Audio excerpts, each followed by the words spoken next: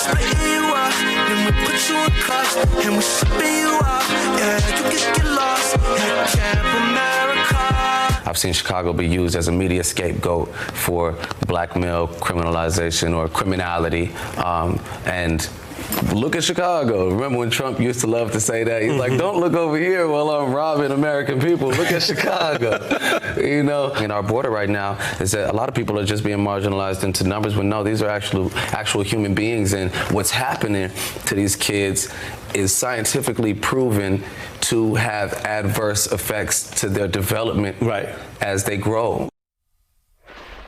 Now Vic Mensa's tackling politics again. His new album out today reflects on a new generation coming of age during the rise of activism and militance in this BLM movement. This ain't nonviolence.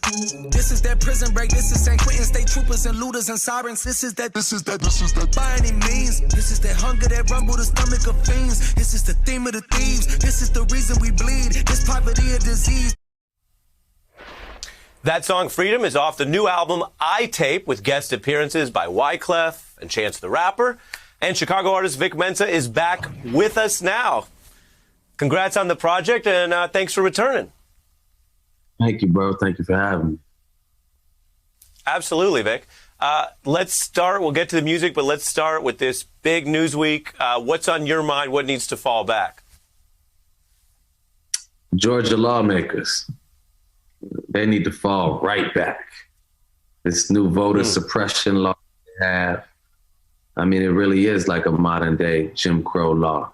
And I just read that they signed this law into effect underneath a painting of a slave plantation, while dragging out a black lawmaker who knocked on the door to be in the room while they, sign away her people's right to vote. Yeah, you mentioned that, and we have that footage, which this is something we're only seeing because a journalist had it, on their camera phone, as mentioned. What does that mean to you, and what do you think this new, younger generation that's coming of age during Trump and BLM sees when they see this, and what do people want to do about it? To me, it means that, these sons of slave masters are afraid that their power may be slipping.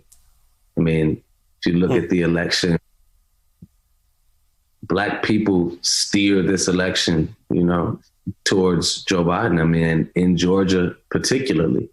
And, Black organizers and Stacey Abrams and, shout out to Killer Mike. And, they're in fear of the power that the people have, and they're responding in classic fashion by doing everything that they can to suppress and to silence. But the world is changing, and they can clamor for, their grip on us, their white supremacist grip as much as they want to, but they can't stop change. Yeah. Yeah, when you put it like that, especially that there's a wider coalition change. We saw, as you said, led by a lot of Black voters for Joe Biden in the primary and the general election, as well as other both young liberals and some older Democrats all coming together on this one. That is exactly what imperils some of their power. While I have you, I mentioned to viewers, iTape dropped today. You've been very busy, even despite or within the pandemic. What got you feeling creative in this last year, and what's this album saying, man? This album is about freedom above all, with the lens on incarceration, and was heavily inspired by the events of last year.